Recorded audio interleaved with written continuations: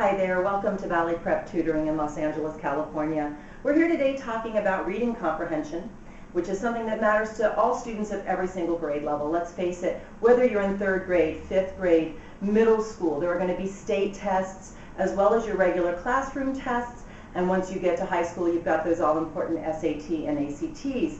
All of these tests have a component of vocabulary, and very often they're going to be hitting you with words that may not be all that familiar. So we're going to talk about a strategy today that you can use to help you break down those words. So you may have already had a similar lesson to this, and in fact you may look at what I've got on the board today and say, oh, that's too easy, I already know all those roots, I already know all those words, and if so, that's great. But I've got a little test for you at the end of this little training, so we'll see how smart you are when I throw some bigger words at you. But let's talk about the strategy. Okay, first of all, we're thinking about words as puzzle pieces, right? Because the English language, like most languages, has separate components that put together a word. The components in most words, well, maybe not most, but many, are a prefix, a root word, and a suffix. These pieces get put together and they comprise the meaning of a word. So for example, most of our language comes from Greek and Latin roots, and graph is actually a Greek root word meaning to write. So if you've ever noticed when you have your pencil out and you say, what is that lead in the middle of my pencil? Well, it's graphite, because graphite is what lets you write. Well, graph is a root word that gets used with a lot of prefixes. Here we have auto, bio, and photo. Auto means self. So if something is automatic, it runs by itself. What is an autograph? Oh, I write myself, right? Bio means life. Biograph, right? Biograph means you're writing the life of somebody, right? The biography of someone is the writing of their life. What if it's an autobiography? Well, now it's you're writing the life of your own self. So sometimes these things get paired in interesting ways. By the way, these words aren't only prefixes, they also work as roots. So photo means light. You probably studied photosynthesis. So photography is the writing with light. That's when you take a picture, that's what you're doing. You're taking a picture, you're writing by using light. So pretty interesting. Something to know about suffixes that's pretty cool. Suffixes give you a clue to what part of speech a word is. Ending in Y usually means you're looking at a noun, right? So the autobiography is a noun, it's a thing, right? A person, place, or thing. I see usually is an adjective. So if I say something is photographic, I'm describing a noun, right? The autobiographic story is describing that story. So I see means you've got an adjective. Y means you've got a noun. Kind of cool when you start to notice that. Even something as basic as that can help you eliminate possible answers and options on those tests. Okay, let's look at spec or spect. So you've heard this, right? Spect. If you go to Philadelphia and you want to go see what's going on in the sports arena, it's called the spectrum. Sometimes when I'm not able to see very well, I'll show you what I have to do. I have to take these out. What are these called? Don't say glasses. These are my spectacles. What do they help me do? They help me see. Spect means to see. So, if I'm introspective, intro, right, looking inward, spect means to look or see. So if I'm introspective, what kind of part of speech is this? Yeah, it's an adjective. Retrospective, you guys know what retro is. Your generation loves that, right? Oh, my mom is so retro, right? Retro, what does it mean? It means so 5 minutes ago, right? From the past. Retro means looking backward. So retrospective, if we have a retrospective age, it means we are building upon the past, right? We are retrospective. Circum, well, what words do you see hiding in circum? Circle, right? Circus. So what does a circus have to do with a circle? You ever been to Barnum and Bailey? They have a 3-ring circus. The tents used to be circular. So circum is used in a whole lot of words. We can circumnavigate the globe, meaning in a circle around the globe. That's what Magellan did, right? You've studied this.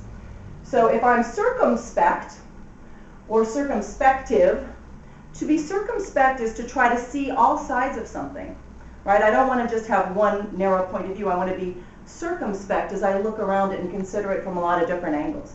So all of these combining break down into subcomponents that are seen in other words, as we've already talked about, but that create, individual words that you're seeing going across the board. The last ones I've given you are related to chron, and chron means time. So whether we're talking about synchronize, as in I can synchronize my watch with yours to make sure we have the same time, because syn or sim means together or at the same, right? So we're making things like a synonym, right? Synchronize. Have you ever seen synchronized swimming? I just think it's funny. You have all these people in the water and they're like, woo, woo, woo, woo, woo, and they're all in exact synchronicity, right? There's that word. Chron meaning they are together at the same time doing exactly the same motions. It's actually really cool. I'm probably jealous.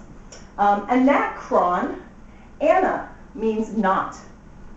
So if you have anarchy, that means nobody's in charge.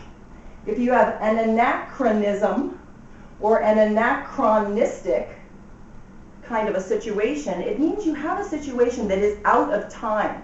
I love the example of imagining Benjamin Franklin picking up a cell phone and talking to his friend, right? That's an anachronism because it's out of time. Of course he didn't have a cell phone.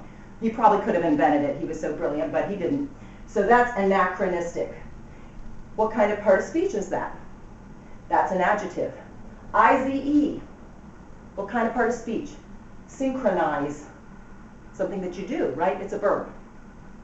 IVE is another adjective. So do you see how parts of speech, you can actually begin to assess a part of speech. If you know you're looking for an adjective, rule out the things that end in Y, because those are nouns. Almost always that's going to help you out with your process of elimination. So let's see how smart you are. Here comes some actual harder words. Can you break down the word voracious? V-O-R-A-C-I-O-U-S. Voracious has a root word in there that should sound familiar. Have you studied herbivores and carnivores and omnivores? What are those? Well, the T-Rex was a carnivore because he ate carne, which means meat. Vegetarians are herbivores because they eat herbs, I guess we could say, right? Things from gardens. And omni means all. So if you're an omnivore, you don't care. You'll just eat whatever. You'll eat this board. You're an omnivore. You just don't care. You'll eat it. So voracious, I-O-U-S, meaning you've got an adjective there, means what? If I have a voracious appetite, I cannot get enough to eat. I am starving. I felt like that when I was pregnant with my daughters. So when you are voracious, right? Vor, V-O-R-E, root word, meaning to consume or to be hungry or to devour. All right, let's try another one. Ambivalent. What's it mean? Do you already know? See, if you already know, then you've got an advantage. But let's break it down. Ambi, vol, ent. V-A-L-E is a root word meaning worth. It's seen in things like value, right? So ambi means both. If you are ambidextrous, what can you do? You can write with both. Well, I can't do it with this in my hand, can I? But if I can write, I actually have some friends who are ambidextrous. They can write with either hand equally well. I don't get it. I can't. But if you have both hands, you're ambidextrous. If you are ambivalent, you hold two things in equal value. Maybe I should go to that college, but maybe I shouldn't. I'm ambivalent, right? I have two values. I have both values at the same time. If something is ambiguous, right, it's unclear because it can be seen different ways, right? So ambi is one to think about. So when we say ambivalent, it means that you have different values. All right, maybe you knew that one, maybe you didn't. Vilification, vilify. Maybe already familiar, but if not, what word is hiding in there? Villain, right? Does this sound like a good thing? No. Vilification, to make someone out to be a villain, to denigrate them, to cut them down, to vilify, right? So it has the idea of something that is vile in it. If you break it down, even if you don't know, oh, this is Greek, this is Latin, it doesn't matter. What you got to do is say, what are the words that this is similar to? And what does this remind me of? And maybe this has something to do with that. And you know what? That's usually a great strategy rather than just hoping for the best and just doing a random guess. All right, so last one I've got for you is empathy. What is the difference between empathy and sympathy and apathy? What does it mean to be pathetic? Okay, so all of these obviously have path in it, right? Pathogens. What does path mean? Well, pathos means feeling. So empathy means I, inside of myself, feel what you are feeling. Sympathy means I am together with you in your feeling, but it's a little bit more detached. Empathy is a little bit more personal. Apathy, A, just like Anna, as a prefix means not. So if somebody has no feeling about it, they just sit around on their sofa and do nothing all day, hope that's not you. Oh man, I'm so apathetic. I just want to sit here and watch TV. Right? If you ever have, well, we all have days like that, right? Well, that's all right. That's what weekends are for. Well, not always. But apathy means you have no feeling about anything. So again, just notice the patterns. Our language is awesome. Look at what we've got. We've got this puzzle we get to break down. I hope that helps you. I hope you enjoy it. Next time you see an unfamiliar vocabulary word, don't just look at the whole word and say, I don't know it. Break it down into its pieces. Start putting slants between sections. See what you can recognize. You'll be surprised what you find. All right, enjoy. We'll see you next time.